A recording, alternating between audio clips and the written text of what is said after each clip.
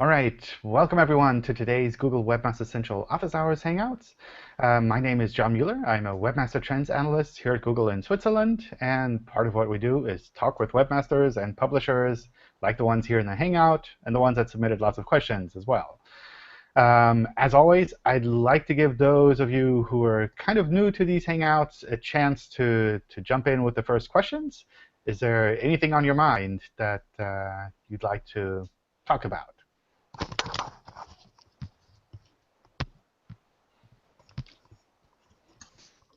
Yes, yes, maybe when I can start. Sure. So I'm completely new to this. Unfortunately, I have to also take care of my kids in the meantime. But I have a little problem with Google Adwords within the last 2 weeks. Because in my company, we have a problem that we have to do a redirect for US users due to law. And for sure, when we have the problem, when we are using Adwords, Google PageSpeed, or whatever, we have to make some workarounds based on user agent string. But since a couple of weeks, we're facing the problem that Google Adwords is not working anymore. And therefore, I do not know if the user agent string has really done something different or the technique is now different. I don't know about Adwords, so I can tell you about. Yeah, but I guess it's a general thing because whatever comes from Google is then from US, and we have to do for the user agent string workaround. Yeah, so you should be treating all users from the US the same, which probably includes Googlebot. Which makes it really hard in a situation like yours where you have to do something different for legal reasons. Yeah, exactly.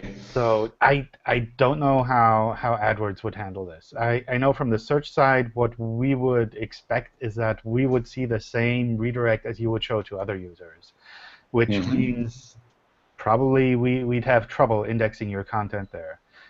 One thing that sometimes people can do is make a simple version of the page that they could show to users in the US and let that page be indexed. But no, that's like for search. I really don't know about AdWords. I suspect they might have something special for these kind of cases. What I would do is post in the AdWords help forum. Okay. I think they also have one in German, if you speak German. Yeah. So they should. I'm guessing they probably know what to do in a case like that. Okay, hopefully, because we were already in conversation with Google, also with the team. Maybe they have some other information. Okay. So because it's already working, as I said, for anything else, so for search indexing and whatever, the workaround is working great well. Yeah, but why ever for AdWords not? I don't know. Okay. It's a kind of a tricky situation. So yeah, I know. special there, it might be that can change, but yeah, good luck with that. Okay, thanks so far. Sure. All right, more questions from new faces here. Maybe I can jump in. Sure. So we recently migrated like a local domain, like a Mexican domain, like .com/mx to like a .com domain. So basically what we've done, we have migrated not only like the Mexican domain, but also before, like about 3-4 weeks before, like a Spanish domain and Italian domain to the .com. So actually the idea was to host all this content via subfolders on one .com domain. And like before we migrated Mexico, we have for Spain and Italy set up like proper 301 redirections, have made the site address change. We have also proper hreflang implementation, and also in the Webmaster Tools or the Search Console, we have set the international targeting to Spain or Italy. And then, like when we migrated last week in the Mexican domain, I recognized a pretty strange behavior. So like also for the Mexican domain, we have done the 301, the international targeting in the Search Console and everything. Also we have hreflangs. And actually what happened after 5-6 days, like Spanish, like Mexican rankings appeared on Google Spain, which was very strange because in the hreflang we say that like Mexican part is only covering like as the language Spain and the region Mexico, or the language Spain and the region US. So and for the Spanish version, for Spain we have only the language like Spanish, so as a like fallback for all the other regions. And I was expecting that like actually yeah, like nothing changes in terms of rankings, but apparently like Google Spain rankings were replaced by Mexican pages, and I don't, and still the case. This leads now to the fact that some Spanish users are landing on Mexican pages, which is bad for the user experience and the conversion rate, obviously. So is there any way to fix it? Or is it just like like a temporary issue which will be fixed once Google has like crawled completely the domain and added all the signals? I think there's probably a temporary effect, at least partially for the time. So specifically with hreflang, we have to be able to crawl both versions of those pages multiple times to confirm that the markup is correct. And that if you're doing a site move, sometimes that just still needs to take place properly. Okay. So that might be one effect that you're seeing there. Another effect might be that the hreflang markup isn't actually correct. So I would double check to make sure that it's really in the head of the pages or in the sitemap file, so that you're really sure that the markup is between the right versions of the page as well. So taking the exact URLs that you have in the hreflang and double checking to see that they're actually indexed exactly like that. That might be another thing to kind of watch out for. Okay. But especially when you're doing a site move like this, where you're not moving one-to-one, where you're taking multiple sites and combining them, it's something that just takes a bit longer to be processed, because we can't just move all of the signals directly. We have to kind of combine them with the different parts of the website and different types of pages. So that's something that sometimes just takes a bit longer to be processed. Okay. And how long does it take? Like 4 weeks or 2 months, or? I don't know. It's really hard to say. It really depends on the website. I would expect that this is something that might take a month or two, something like that, to really settle down properly. Okay. Especially, so normal site move from one domain to another, that's something that goes a lot faster. But if you take multiple sites and you combine them in one, or if you take one site and you split it up, then that just takes a lot more to be reprocessed. Okay. Thank you. All right. Yes. Let me just click mute for you, Christian. All right. Let me run through some of the questions that were submitted. And if you have any comments or questions along the way, feel free to unmute and speak up, and we can go through those. And hopefully we'll have time towards the end for more questions from you all.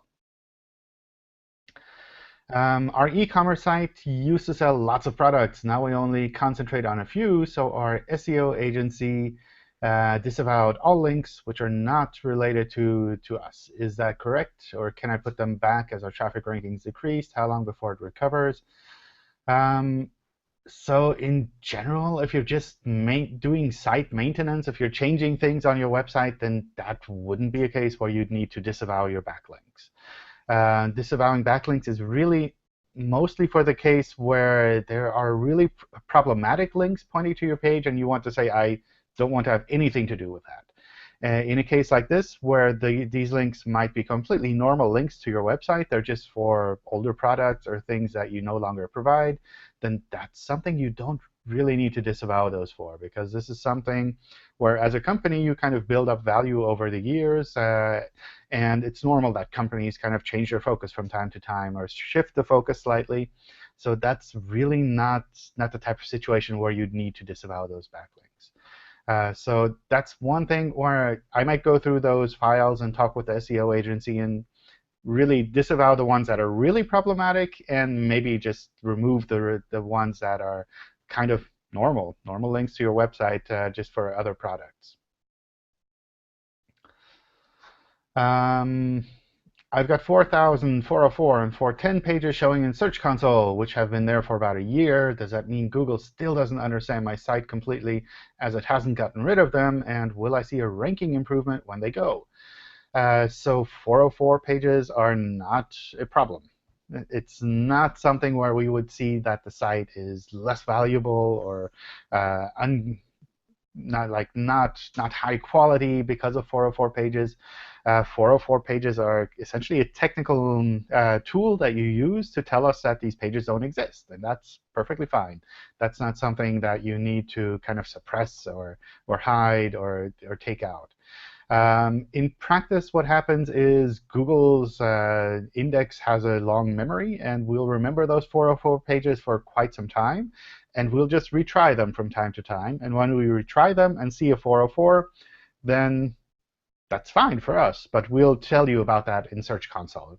The main reason we tell you in Search Console is because maybe there are sometimes pages that you don't expect to have a 404.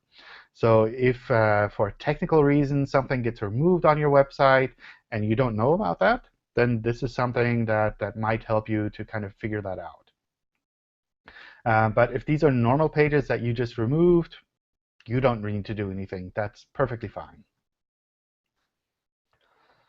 I heard there's a penalty if I don't link out from my domain to a different domain from any of my pages. Is that true? Is not linking out from any of my pages harmful? No, that's not correct. So there's no penalty for not linking out. That's definitely not the case. Obviously, for users, sometimes it makes sense to provide references and other websites that they can visit to get more information on certain topics. So I think from a user experience point of view, it's probably a good idea to have links on your pages. But purely from a web spam point of view, from a Google indexing point of view, you don't need to put links on your pages.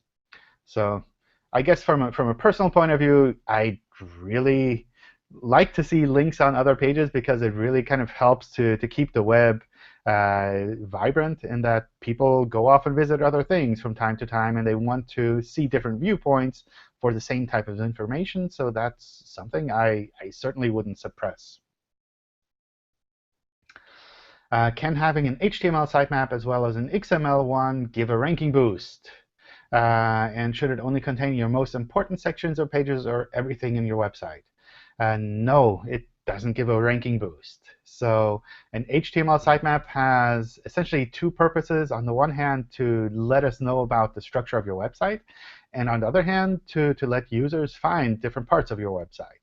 And if you have a website that is somewhat kind of cleanly created, especially if you're using a modern CMS, then you don't really need to let us know about the structure of your website separately. We can crawl those pages and find all of that. And in general, for the most part, users are able to navigate your website through the normal navigation as well. So in many cases, I've seen people say, well, you don't really need to have an HTML sitemap. Or if you feel you do need to have an HTML sitemap, it's almost a sign that maybe something else is kind of suboptimal on your website. An XML sitemap is a bit different because it's really purely for search engines, and it gives us additional metadata about your pages. So that's, for example, the last modification date. That's something that's really valuable for us because based on that, we can look at the sitemap file and say, oh, these 5 pages have been changed recently, and we don't know about that. So we can go off and crawl those pages and make sure that we have the updated content in our index. You could also use an RSS feed instead of a sitemap file, or an Atom feed. All of those give us similar information. In Search Console, my crawl went through the roof over the last few days. What could be the reasons behind this? Is this a good thing or a bad thing? It's hard to say. There could be multiple things happening here. On the one hand, maybe we just decided your website is really awesome, and we want to pick up all of the pages on it as quickly as possible. So that's probably a good thing. Another thing that's definitely happening there is that we think, from a technical point of view, your server can handle this load. So that's, I guess, also a good thing. One kind of bad thing that might be happening here is that maybe all of the new pages that we're finding to crawl are actually duplicate content or irrelevant pages or pages that have weird URL parameters that don't actually make sense. So that's something where I'd probably try to take a look at the server logs to make sure that we're crawling something reasonable. If we're crawling something reasonable, that's perfectly fine and not something you'd need to worry about. If we're crawling too hard so that your server is actually getting problems, then I'd use the crawl rate setting to kind of limit us there.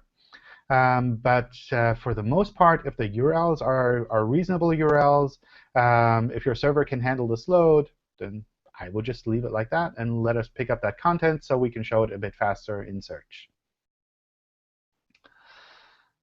Is it better for Google if I have articles with 5 links to my site or 5 links to external domains, assuming the same impact on user experience from those links? Or does it matter only from user perspective and how they like those resources linked within? Yes, this is really between you and your users, essentially. Of course, if these are 5 links to your website, to other parts of your website, and we don't have any other links going to those pages within your website, then those 5 links can be kind of useful for us because we can suddenly crawl there and get that content. But for most websites, those pages are going to be linked from different parts of the website anyway, so we'd be able to crawl those regardless. When I'm looking at traffic stats for my website, I see pattern that every week on Monday, there's a big rise in traffic from Google and then a gradual decline, and the next week, the same pattern. Does it mean that the quality is not high enough to rank? So in general, if you're seeing these kind of trends, that's not something where Google's algorithms are limiting or kind of focusing traffic on your website.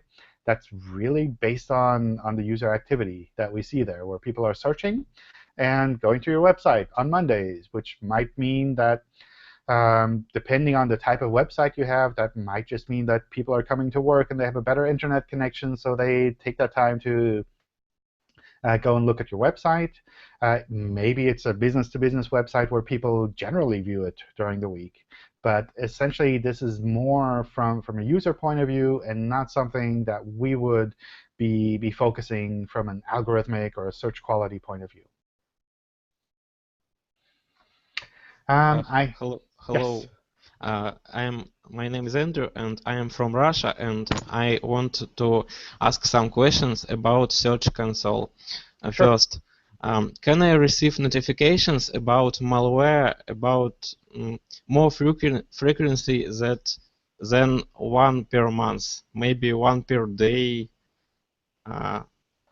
In settings of Search Console, there is checkbox receive notifications about malware and only 1 per month. It should send the notification as soon as we find the malware. But one thing you can do is also use the Safe Browsing API to kind of double check your site, maybe on a daily basis, something like that. But it shouldn't be limited to once a month. But let me just take a quick note so that I can double check with the team on that. OK, next question. Recently, I see that Google Safe Browsing blocks 7-zip archive with txt files, only txt files. Why it blocks archive? I don't know why those specific files are blocked. So I would probably take that to the Webmaster Help Forum to kind of have someone double check that and see what is happening with those specific files. One thing we do in Chrome is block uncommon downloads. So if a file is really rarely downloaded or is completely new to the server, or if the download file has been changing from day to day, for example, then that's something where Chrome might block that and say, oh, this is an uncommon download. You need to double check that this is really the correct file. And as a webmaster, you can go into Search Console and request a review, and then that will be resolved. But that might be what is happening in that specific case.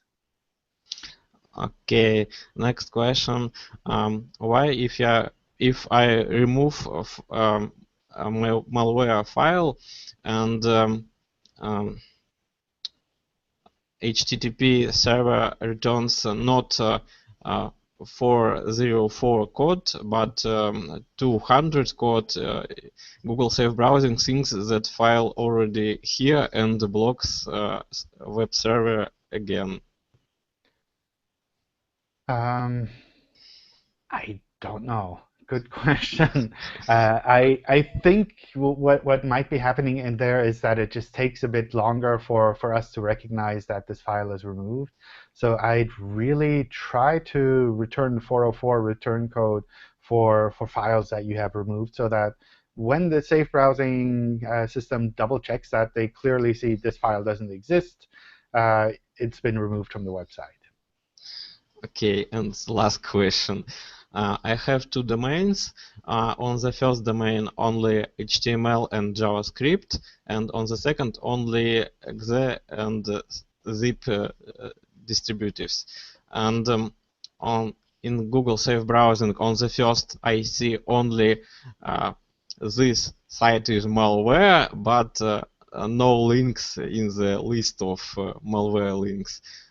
And on second, I can see a list, but why on the first I don't see which part of site are malware by opinion of Google Safe Browsing?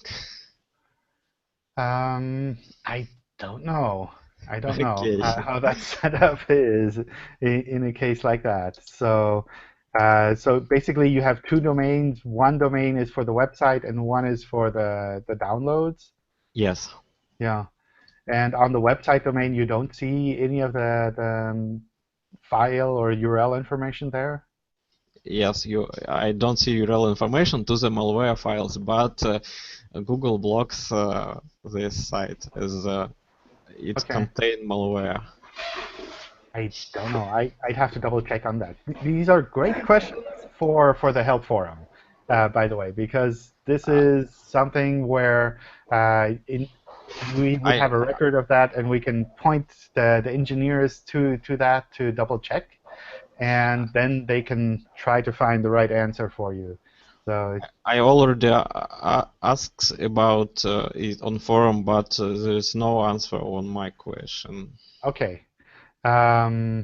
Maybe you can send me a link to the forum thread, and I can follow up on that later on, if that's possible. Just send me a note on Google Plus with the link to the thread, and I can check with the malware team to see what specifically we can say there. Okay, to the group chat. Okay, perfect. Thank you. Okay, thanks. All right, let me run through some more questions in the meantime, and we'll probably have more room for discussion afterwards. I found a link to my site that when I do a site query, it seems to be de-indexed. Can you confirm? Is that a bad thing? And should it always be disavowed? Can it affect rankings? And does this mean a penalty on that site? So we definitely don't index all URLs on the web, which means that maybe this is a link that we don't index at all. It could, of course, also be a sign that maybe there's a manual action from the web spam team on this website removing that website from search. So if you can't find that website at all, then perhaps something like that is happening, that a manual action is there.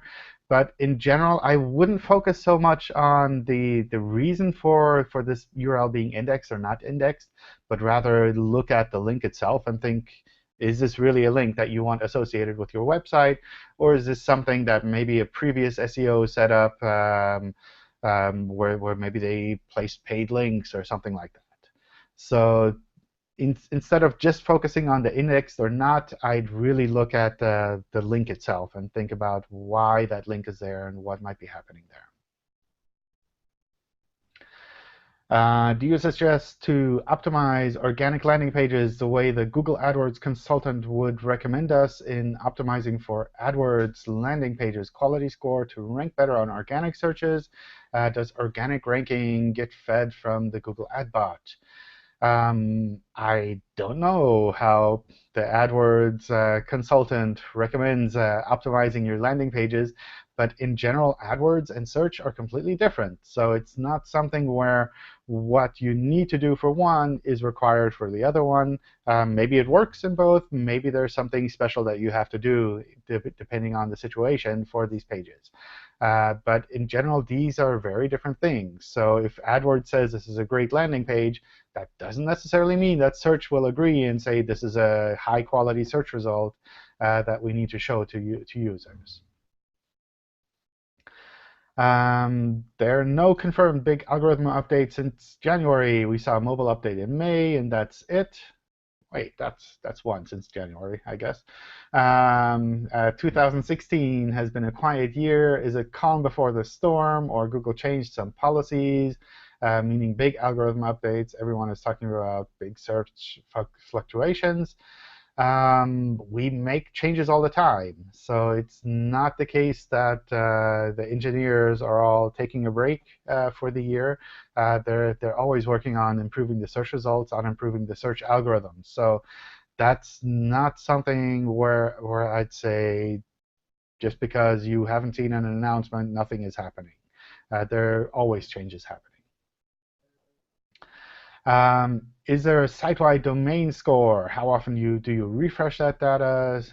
I don't know of a site-wide domain score, so don't know what specifically you'd be talking about there. I know there's lots of SEO tools externally that look at things, that try to aggregate things on a domain level, for example. But from our point of view, it's not even on a domain level where we'd say, well, this is essentially where we would kind of aggregate things. Sometimes we would pick things up on a smaller level. Sometimes we pick things up on a broader level. So that really kind of depends on the individual algorithms, on what kind of broadness they look at across a website.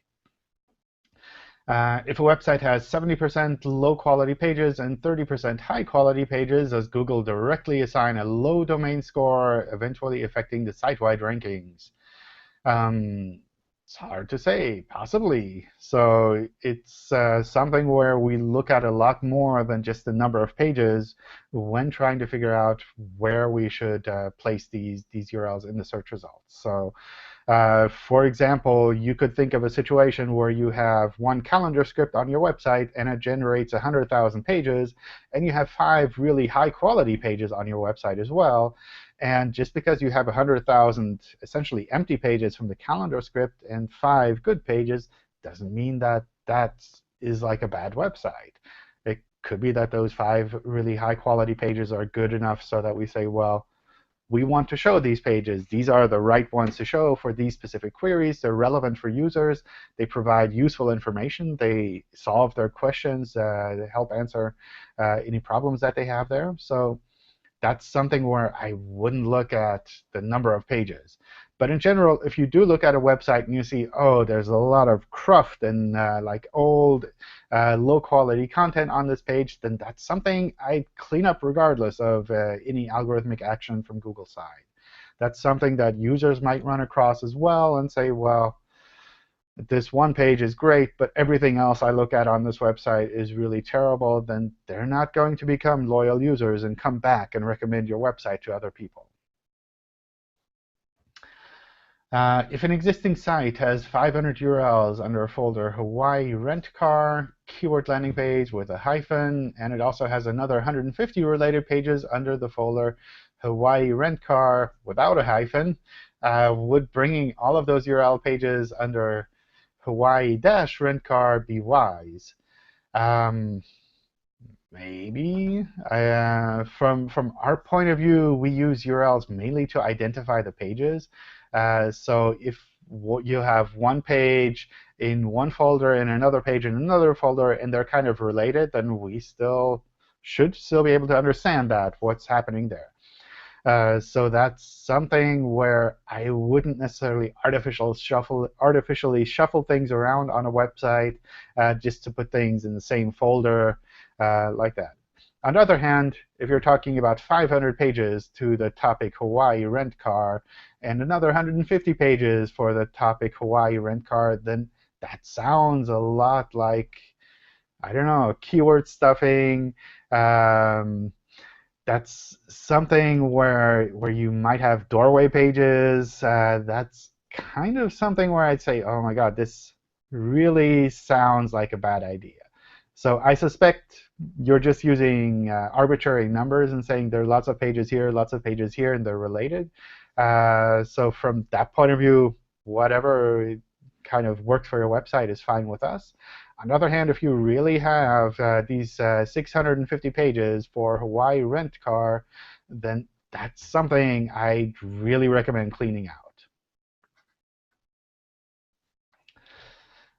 You said that the implementation of rel canonical and no index on the same page confuse search engines and may lead to removal of both pages from the index. Can this be used by external websites for negative SEO attacks? So in general, we do understand that fairly well, that if you have a rel canonical and a no index, kind of what you're trying to do there, and we try to do the right thing. It's still a confusing signal for us, but we handle that pretty well. So that's definitely not something where I'd worry that some external person might be causing a problem there.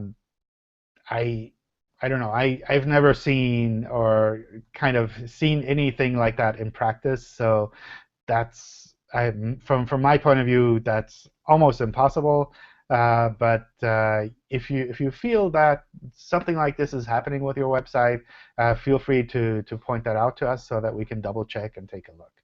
So again, I think this is a confusing signal, but the search engines are usually pretty good at dealing with confusing signals that webmasters give us and trying to figure out what the right thing to do is.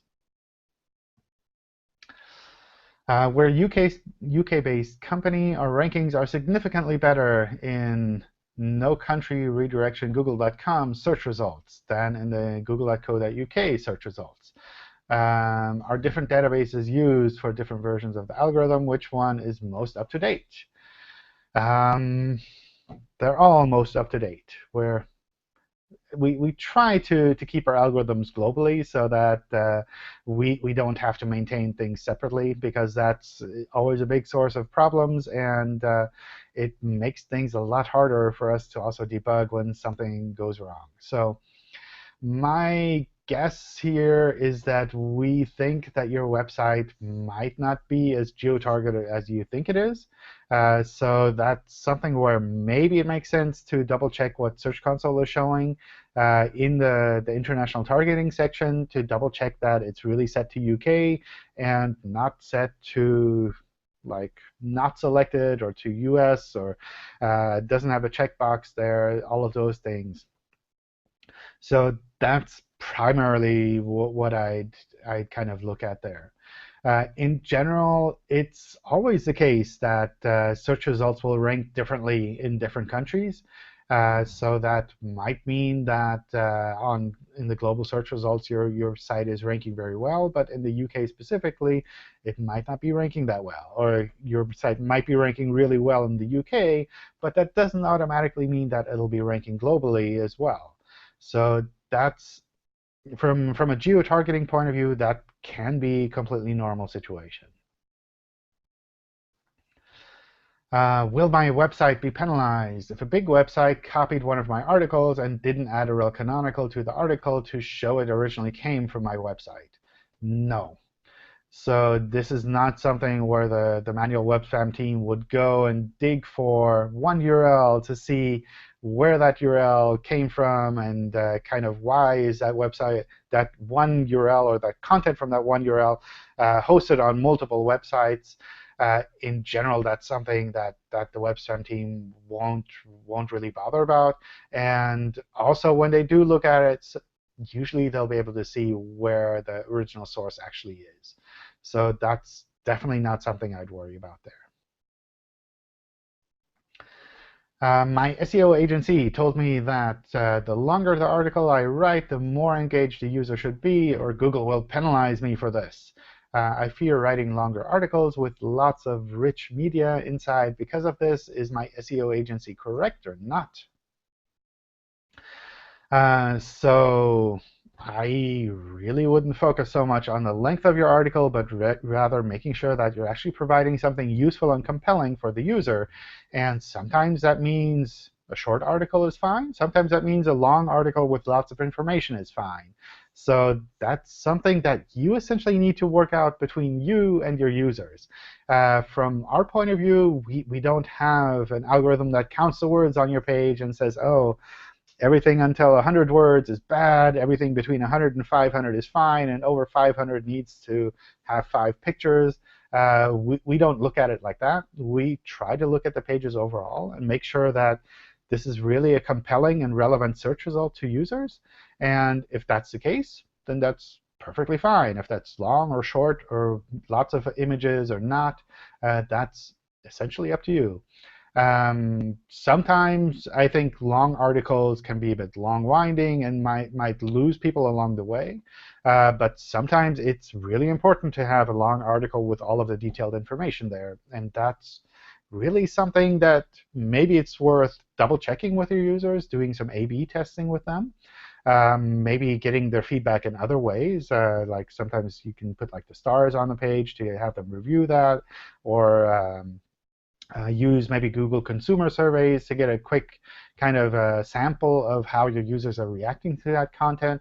But that's really something between you and your users and not between you and Google's search engine from that point of view. Previously, you said you didn't know really who wrote an article. Does that mean it's not a ranking factor who created the content? Danny Sullivan is a great author.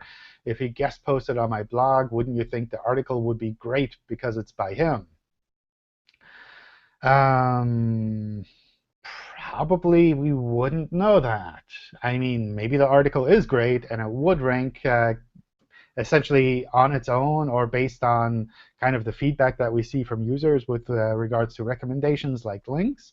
But just because a well-known author publishes on someone else's blog doesn't automatically make that blog post really relevant.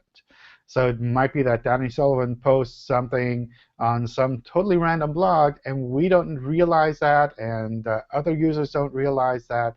Then that's something that might kind of get lost like that. So that's also something where just because one person wrote it doesn't necessarily mean that the quality will always be really high.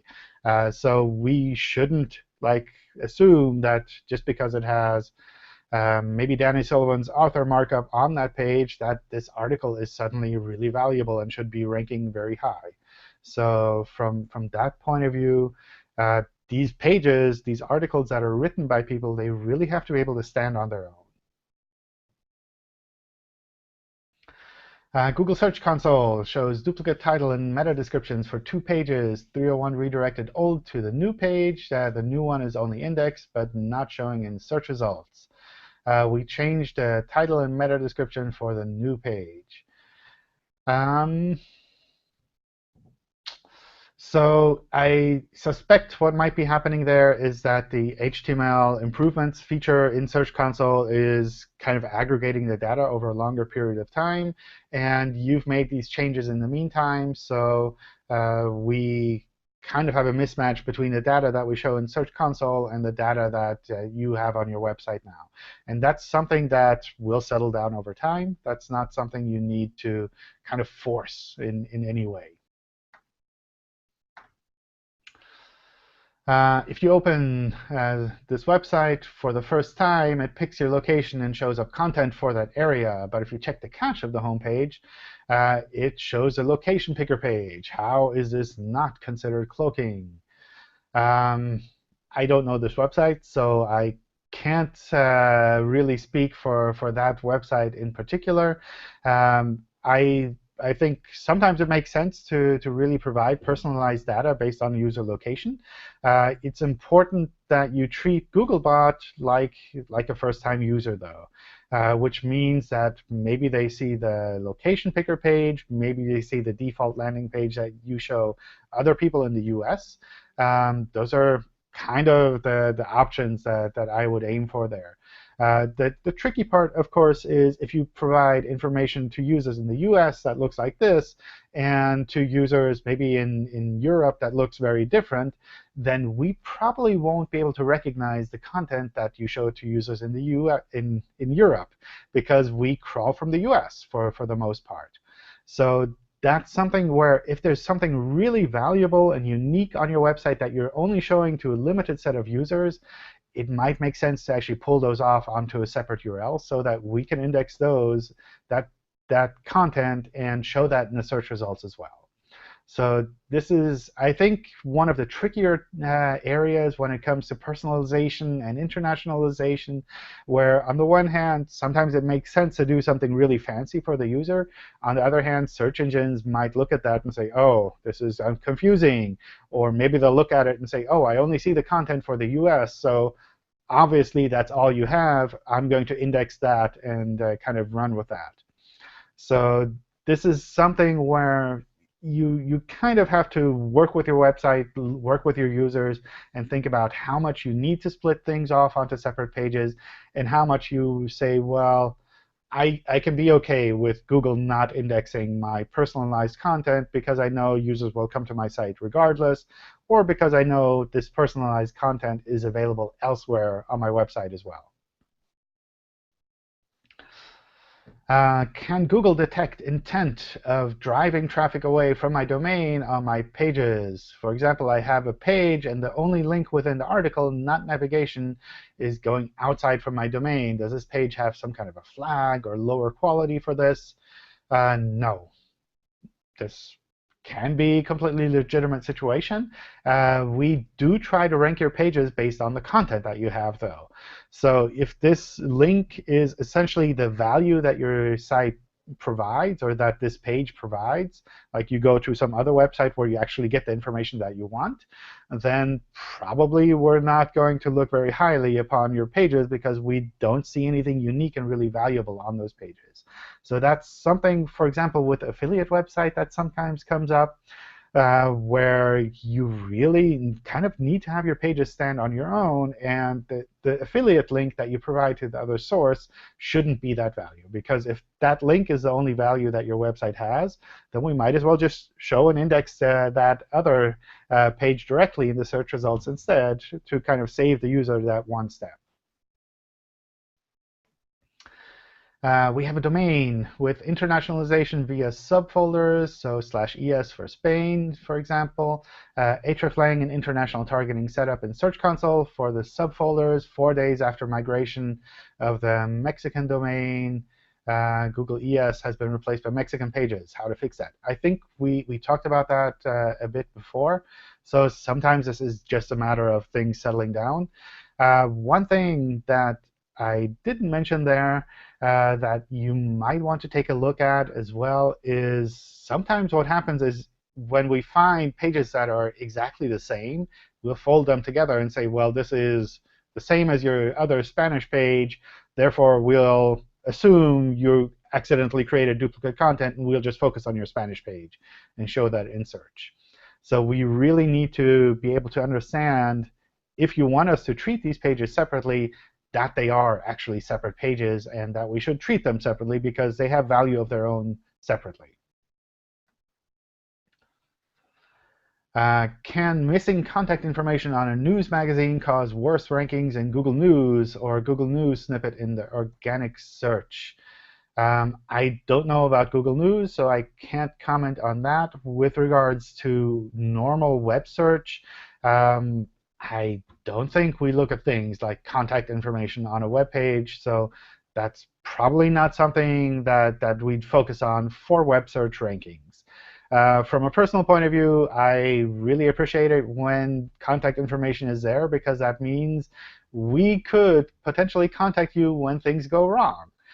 So this is a case that happens maybe every couple of days, where someone from the indexing team will come to us and say, hey, this website did something completely stupid. They accidentally put no index on all of their pages, or they're roboting everything out. Can you contact the webmaster and tell them to kind of fix this thing so that it doesn't cause any problems for them in search? And if we have no way of contacting this webmaster because there's no contact information on the website, then we can't really help out in a case like this. And obviously, this is a bit of an edge case and not something that happens to most websites. But in a lot of cases, there are situations where someone will say, I want to let the webmaster know about this thing they have on their website that isn't quite correct, or that's broken, or where maybe I have a comment about something on the website. If I can't contact them at all, then that's kind of frustrating. And especially if you're a news website and there's no way to contact you, then that seems like a bad user experience. I was intrigued by the answer to a question asked in the last Hangout. We have a huge amount of content. Obviously, I know it won't all be indexed. So would there be potential ranking benefit from removing content older than 2 years old? I don't think there's a big ranking advantage of removing older content. Sometimes this is content that's valuable to keep in the search results anyway. So just because it's old doesn't mean that it's bad content.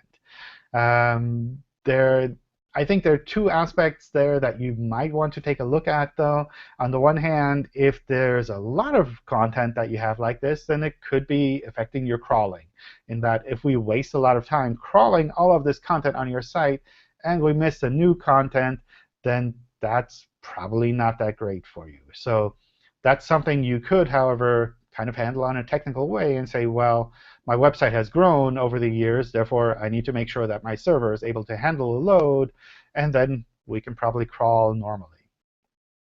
The other thing that might come into play is if this older content is really terrible, old and crufty content that you wrote before you realized you need to kind of focus on quality as well, then something where you kind of either have to make a cut and say, well, I don't really want to keep all of this old content because it's really not that great, or where you might want to say, well, I've learned a lot over the years, and I want to improve this old content to make sure that it's really high quality and remains relevant.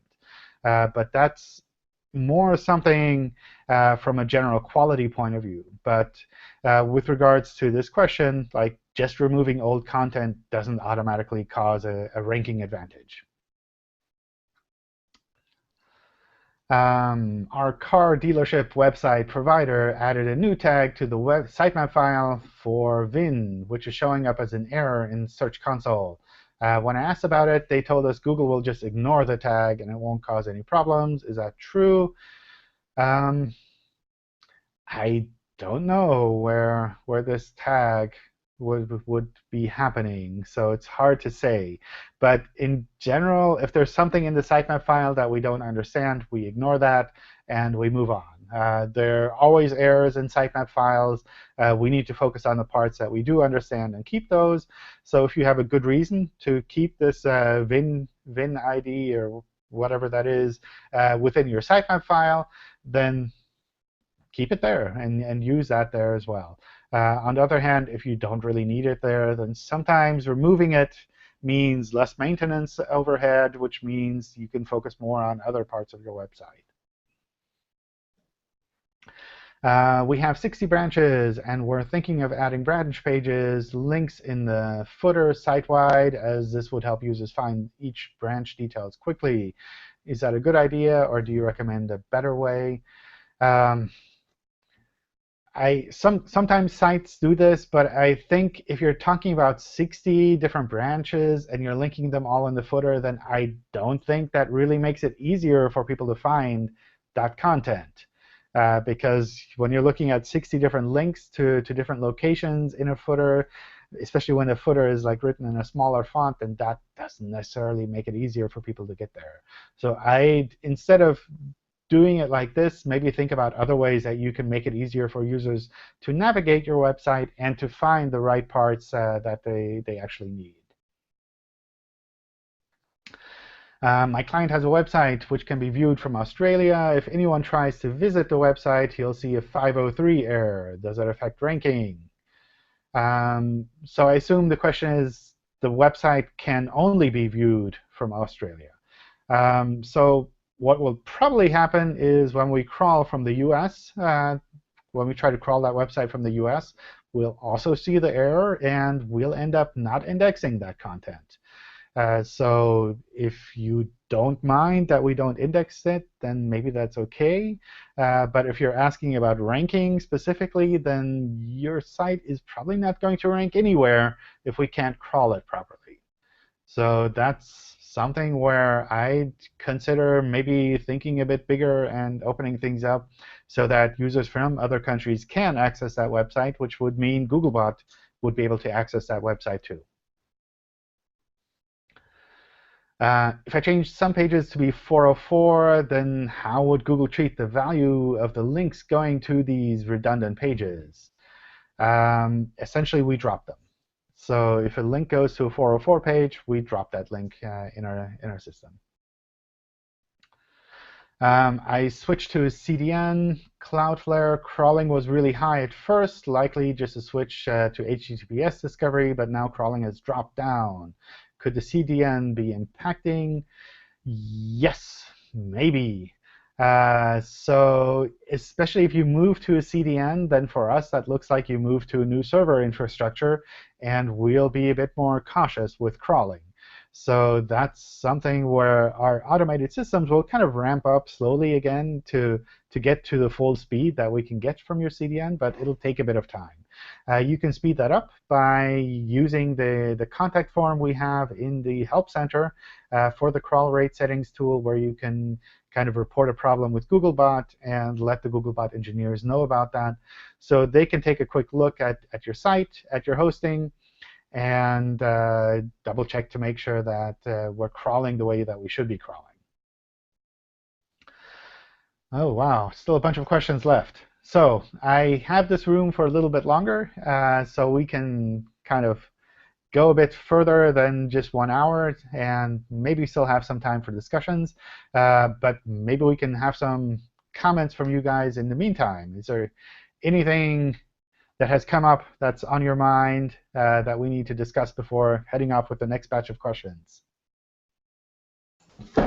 John, can I ask about web quickly?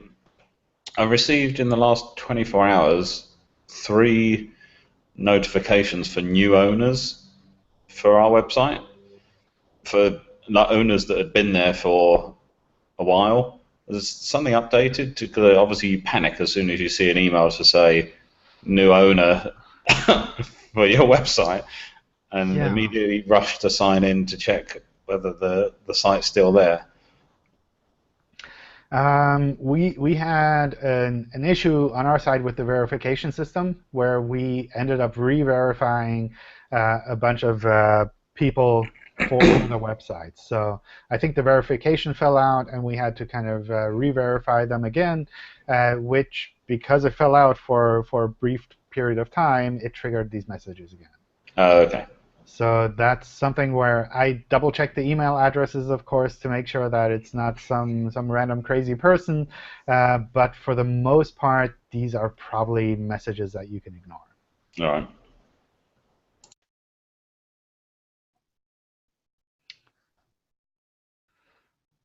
Are you talking about my room in the comments? OK. This is a really nice room, actually.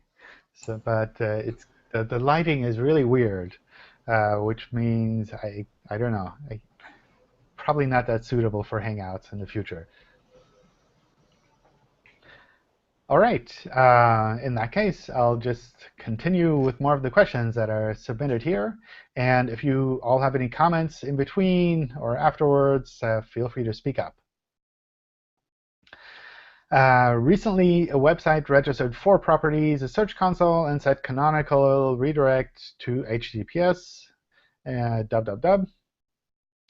The non-canonical got a manual action, so we'd like to disavow. Is it enough to submit the file only to www and HTTPS, or better to submit to all 4? For the disavowing links, we need that on the canonical version of the pages that those links are pointing to. So if you have HTTP and you're redirecting to HTTPS and we're indexing HTTPS now, then that's the version you need to have the disavow file on. That said, if you're not sure, especially if you're like in the middle of a site move and some URLs are here and some URLs are here, then you can just take the same file and upload it on both versions, and that's fine for us too. Hate to be that guy, Kevin, huh?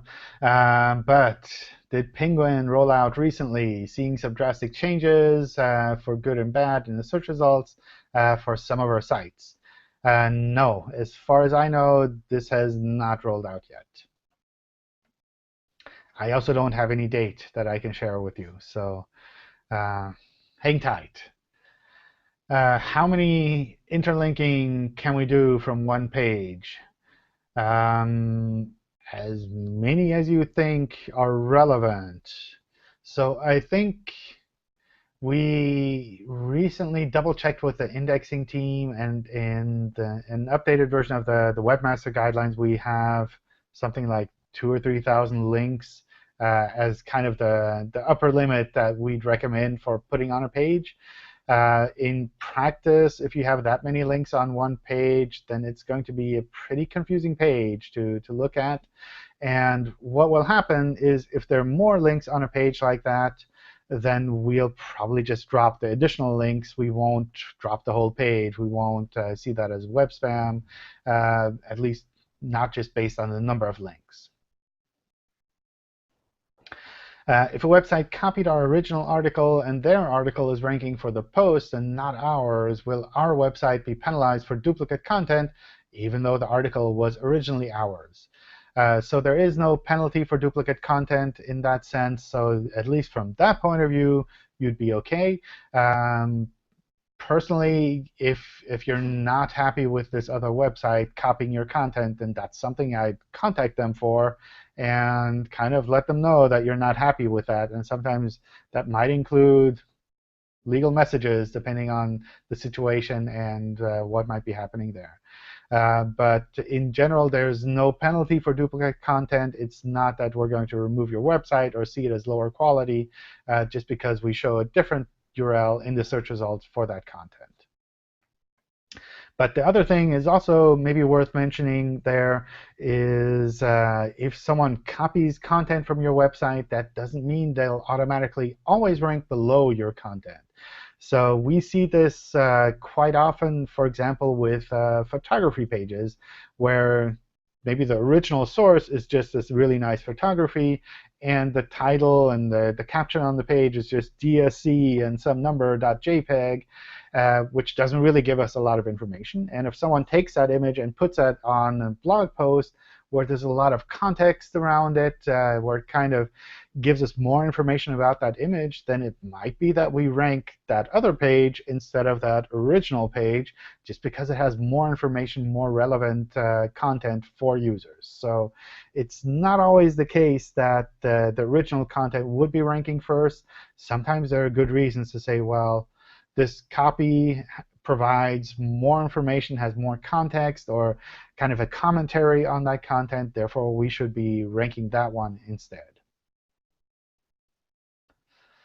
eBay announced last week that they're using AMP in their product results. How viable is the use of this technology for dynamic pages like eBay? I don't know. You'd have to ask eBay that. I think the AMP team is moving forward very, very quickly. So they're also working together with sites like eBay. And eBay is active, I think, on the AMP project directly. Since the AMP project is an open source project, anyone can take part and say, well, this is one feature that I really need to be able to use AMP, therefore I'll propose making that. Or maybe I'll even write the code directly myself and submit that to the AMP project website so that other people can use that. So I think at the moment, maybe the way AMP is set up, the way that we show it in search is focused more on kind of static news content, news-like content. But that doesn't mean that it'll always be like that. And I suspect we'll see AMP in more and more parts of the search results in the future. When there is a mixed language content on a page, English plus another language across multiple languages all migrated to domain/fr or /en, but the hreflang is on URLs. Can this be detrimental? I don't quite understand the question, but in general, it works best for us when there's one clear language on a page. So if you have kind of one primary language and you have some other terms in another language, then that usually works fairly well for us. But if you have like side-by-side translations, then it's really hard for us to recognize the primary language of that page. And accordingly, it's hard for us to show the right version in the search results, because we don't know if a user is searching in English, if this page is really relevant for them, or maybe this page is more relevant for a user who's searching in Spanish because it also has a lot of Spanish content on that same page. So ideally, I'd recommend really making a clear primary language for a page, and using hreflang to kind of help us figure that out. Ooh, thanks for muting. I have both a desktop site and an Mdot site functioning properly. I want to implement a responsive design for the desktop site and then delete the Mdot site. If I just delete the M site and the rel alternate element, will that affect the ranking of my page? So ideally, I would set up redirects from the Mdot site to the desktop site so that users who have the Mdot site bookmarked or who have linked to the Mdot site will be redirected to your main page. In practice, from a search point of view, if you just delete the Mdot site, then we'll be able to kind of move on with that. Because the desktop site is the canonical, so we crawl the canonical. If we don't see a reference to the Mdot site anymore, then that's fine. We'll just move on. But again, from a user point of view, I'd really recommend kind of setting up those redirects so that people can still find your desktop site, or rather your new responsive site, when they click on a link going to the Mdot site. Is switching from HTTP to HTTPS a good solution for an online magazine? Yes. Is it useful for such a web page? Isn't it dangerous to redirect a whole domain from HTTP to HTTPS? So I think HTTPS is useful for anyone who cares about their content and wants to make sure that the right version of your content reaches the users. So that's something where I wouldn't say HTTPS is only valuable for online shopping or when people submit a credit card. It's really for anything where you care about the content that you're providing and want to make sure that exactly that content reaches the user. And going forward in the future, I think HTTPS is something that's just going to become more and more relevant, and it's not going to go away. So HTTP 2, for example, which provides a lot of speed-ups for browsers that support it, essentially requires HTTPS to work in the modern browsers. So these are all of these new technologies that are coming up essentially require that your site is hosted on HTTPS first. So I don't see that going away. I don't see that as a fad. I think that's something that makes sense for any kind of website. And especially if you're setting up a new website, taking that small extra step and making sure that it runs on HTTPS from the start is definitely worthwhile. With regards to redirecting a whole website from HTTP to HTTPS, our systems have a lot of practice with those kind of moves, and we should be able to handle that fairly smoothly, especially if you have that set up properly with a clean redirect from one version to the other, and if you follow the kind of site move guidelines that we have in the Help Center. John, Previously, the advice was that if you have HTTP and a secure HTTPS, that you would get a rankings boost, or you'd get a preference only if you forced a redirect between them, rather than having both versions. But I mean, this is a year ago or so, when a lot of people had problems with rankings drops because the pages disappeared when they forced HTTPS. But is that still the advice, that you should force it rather than just have both and let Google decide? I'd say it kind of depends on the stage of where your website is at. So if for a brand new one, I mean, there's no downside to just having HTTPS. But we were, as you know, 10 years in, and then suddenly it disappeared. Well. So if you have both of the versions live, then we'll try to pick a canonical, which might be HTTPS, might not be HTTPS. For the ranking boost, we need to have the canonical be the HTTPS version. If you have a redirect set up, then obviously it's a lot easier for us to pick that other version as a canonical. Personally, I recommend for most websites to kind of look at this depending on the stage of their migration. So if you're just setting up HTTPS and you're not sure if everything is working right, maybe it makes sense to keep both versions up so that you can test things out and see how users are kind of taking to it. Once you're sure that everything is set up properly, then I'd redirect everyone to HTTPS so that you're really sure that HTTPS is the one that people go to. And canonical is kind of option, isn't it? Because it's just a guideline, and you're not forcing anyone to do anything. Yeah, so we use the canonical as a signal, similar to how we use redirects as a signal, or links within the website as a signal to figure out which of these two pages, like when we have two pages, is actually the one that we should be indexing like that, or with that URL. So it's something that helps us to pick the right one. But if we see conflicting information, such as all of your internal links are still pointing to HTTP, and your canonical says HTTPS, then we're like, well, what do they really mean? And we might have to make a call there that might go this way one time and might go the other way the other time.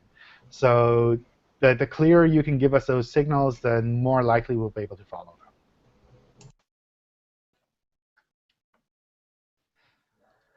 All right. Does putting keyword Firt in the first paragraph on a page help to rank it?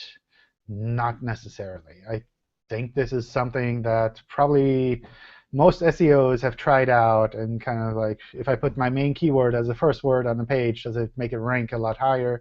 And that's not the case. In sitelink schema markup script, we're adding www.abc.com rather than /en/us/home.html in the URL field. Is this the reason that our sitelinks search box stopped appearing in the search results? I don't know. In general, it helps us if you really specify the canonical URL. You can double check the canonical URL kind of by just searching for the URL in search and seeing which one is shown. So sometimes if you search for something like just google.com, you'll see the search result that comes back is actually https://www.google.com, which means that's probably the URL that we picked as the canonical. So that might be one thing to kind of double check there. Ideally, you'd want all of these things to be consistent so that we can really trust that data as clearly as possible. If you're moving things around on your website, then sometimes it just takes a bit of time for things to settle down again. I know with regards to site links, the site links markup is something that does take quite a bit longer to get picked up than other things on the page. So maybe this is something where you just need to wait a couple of weeks for things to settle down again. Dilution of value between similar URLs with near duplicate content. Is it literally a division between the number and the same value pages? Hence why URLs will jump about in search results for a query. it's probably not something simple where we just like take the number of pages and kind of divide that. So it's hard to say why you would seeing things jumping around in the search results. Sometimes that's personalization. Sometimes those are experiments. Sometimes it's just that these pages are so close to each other with regards to relevance that sometimes we show one page and sometimes we show a different page first in the search results. But it's usually not something where I'd say you can always take that and kind of refer from there that this means something specific. What is better from a semantic and link juice point of view? International pages under unique domain or different ones? Does hreflang help to equalize the pros and cons of both strategies? From my point of view, you can use either one. So unique domains, some sites prefer to have country code top-level domains. Other sites prefer to have one strong .com domain where they have subdirectories or subfolders. Essentially, that's more up to you. Sometimes there are also legal reasons why you'd say, well, this is the website that we have for this country. Therefore, we need to separate it out on clearly for its own top-level domain. But again, this is something more where you have maybe marketing or legal or policy kind of come together and make a decision like that. One thing I wouldn't recommend doing is kind of just switching between different variations of this setup. So if you pick one setup and you say, this is how we want to do it, then I wouldn't come next month and say, oh, we'll change it to the other setup and try that out. Because every time you do these kind of site moves from one domain to subdirectory or from a subdirectory to a domain, that's something that takes a lot of time to settle down. You'll see fluctuations in search. You'll see probably a drop in the search results for a while. It always takes a while for everything to kind of catch up again. So regardless of which setup you pick, I pick one that you can keep for the long run and try to avoid switching between variations randomly. How is a website owner supposed to know why some executables are considered harmful and the website is sure they're not? It's hard to say. If you have executables as a download on a website, then I would definitely run those through the common testing tools that are out there. I think Virustotal is one that a lot of people use because it uses a lot of different antivirus and testing engines behind it to give you more information on what might be flagged.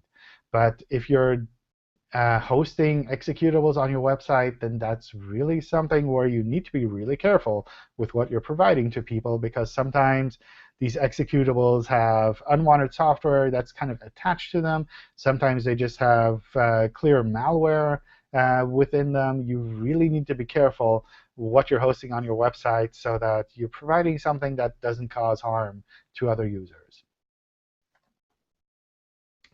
I'm seeing daily security warnings in Search Console across a number of domains. No further information. Safe browsing suggests it's linked to AWS or Akami. On review, these are lifted straight away, but keep returning. Any ideas on what we should do? I probably post in the help forum, or maybe send me some URLs directly so that I can double check with the team what might be happening there. Regarding question on dilution of value, it was around something you mentioned to Twitter to someone regarding flat traffic. You asked whether the traffic driving URLs changed or moved. And I wondered if this was maybe similar to pages meeting the same query. Usually, it's when I look at this, it's more a matter of maybe people are searching for different things. Therefore, the kind of the traffic you're seeing to your pages has changed. Or maybe if you see pages really drop completely from the search results for queries where they used to get a lot of traffic, maybe that can point out a technical issue on those pages. So nothing esoteric around quality and ranking, but more just from a practical point of view. If you know which pages used to rank and they dropped out completely, then that's sometimes a sign there's a technical issue. And if you're seeing kind of just shifts within those pages that are ranking, then maybe that's just users searching differently. So more on that, essentially. Why overall value of total clicks, impressions, click-through rates, and average position for queries and pages don't match? When I see total clicks, it says one number, but when I check by pages, it's a different number. This comes from the query filtering that we do on our side, where queries that we see very rarely tend to get filtered in Search Console so that we don't pull them out individually. That means that if you look at the total number on top of the table, you might see something like 100. And if you add the rows up on that table for queries, you might see something like 80 in total. So this kind of a mismatch essentially just means that there are queries that we're not showing separately in Search Console. You do see that on a page basis, though. So if you switch to the page view, then that's something where we wouldn't filter out pages. You would see the total number of clicks and impressions there accordingly. My web server redirects all traffic from these various versions to https domain.com. Should I create a new property in Webmaster Tools for each of these variations? I don't know. Sometimes. I think to kind of make sure that you have everything covered, I'd recommend adding them to Search Console, just to make sure that you're kind of notified when there are errors that are happening, when there are issues with your server with one of these variations that are happening, so that you get notified. For the most part, the information will be shown for the canonical version, which means, in this case, the version that you're redirecting to. So things like search queries, for the most part, the crawl errors, they'll all be focused on the canonical version. Which are the common errors that make parameter handling configured in Search Console not work properly on some websites? I don't know. Hard to say without looking at specific websites where it's not working well. So we use this as a signal when it comes to crawling and indexing, to figure out which parameters we can drop and which ones we need to keep. And sometimes our systems might learn that one parameter is irrelevant, and you think actually it is very relevant. So that's something where sometimes our systems are just learning things differently than what you've learned so far.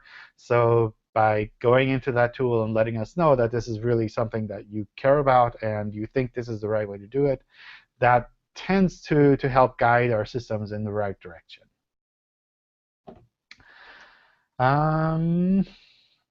Whoa, these questions just keep on coming. Maybe I can take a break here and get some more questions from you here live in the audience. What else is on your mind?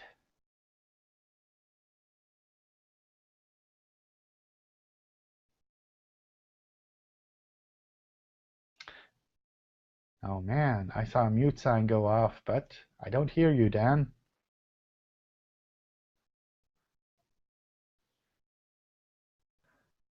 Somehow your audio is off, or you're not speaking.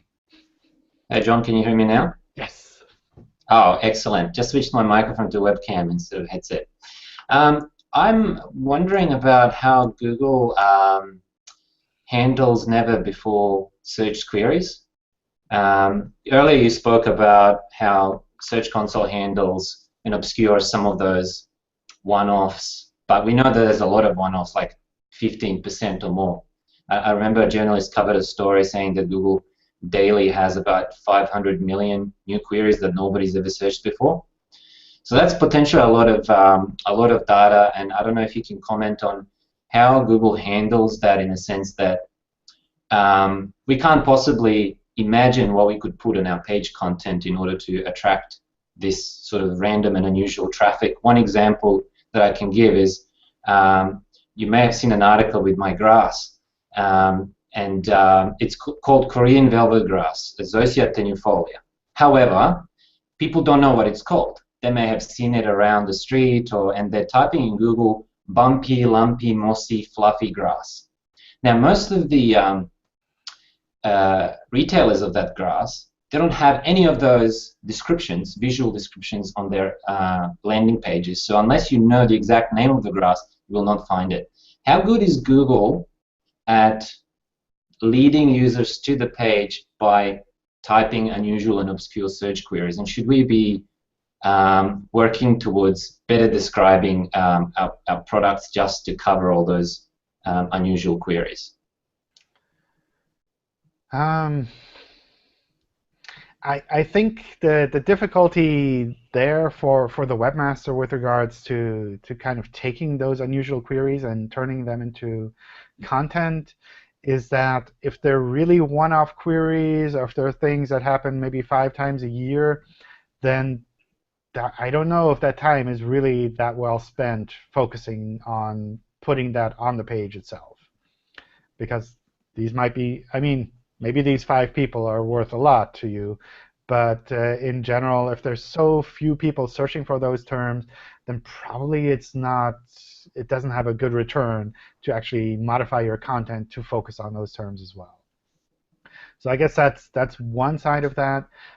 With regards to kind of us understanding what people are searching for and trying to guide them there, sometimes that works fairly well. Sometimes that doesn't work that well, especially if it's in a situation like yours where that technical term is the only name that's used on those pages, then probably we'll have a hard time understanding that all of these adjectives actually combined are synonyms for this one technical term. When it comes to kind of the more general terms where someone is searching for fluffy and you have bumpy or something else on your website, then that's something that's a lot easier for us to say, oh, well, these are kind of related terms, therefore we'll kind of combine these synonyms and assume that it means this as well, and we'll be able to show that.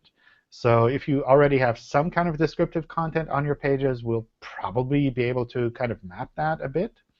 But if it's really only technical information here and people are searching very differently, then that's probably hard for us to kind of align. So when RankBrain reorders the results, is that part of its role to understand those queries better and lead people to pages that otherwise wouldn't surface? Yeah. That's something we try to do there, where we try to understand the query a little bit better and say, well, actually, this is kind of equivalent to a different type of query where we do have better results, and we kind of mix those together. OK, makes sense. Thanks, John.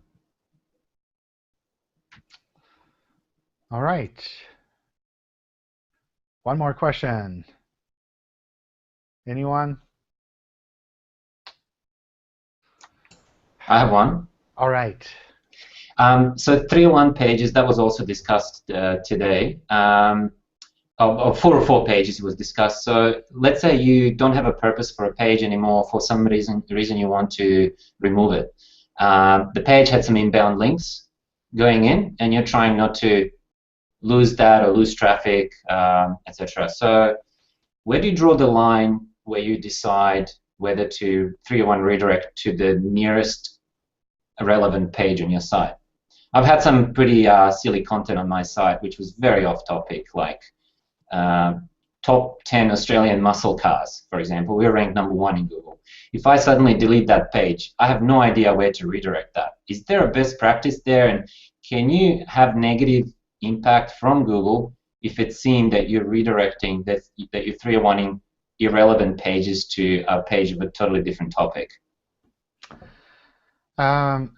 For individual pages, we would probably follow that redirect and process it like a normal redirect. If you have a lot of pages that are doing that, we would probably see that as a soft 404 and essentially drop those pages like we would a normal 404. So like this one page, and you redirect it to, I don't know, some other more humorous page on your website, I don't see that causing much of a problem.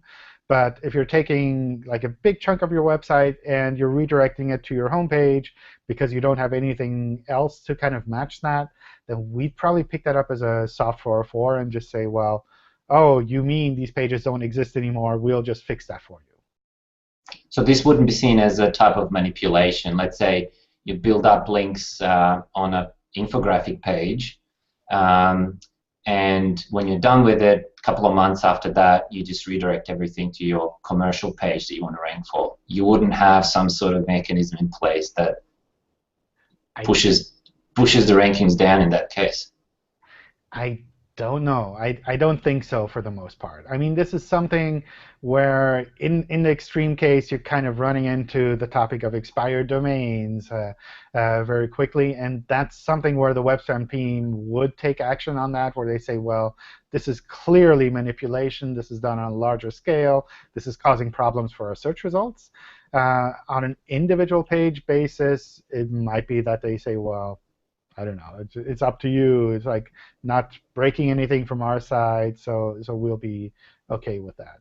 But I think you kind of really have to figure out where the line is between doing something once because you have this one page that you don't really need anymore, and using it as a manipulative technique over and over again to kind of trick the search results in a specific way. All right.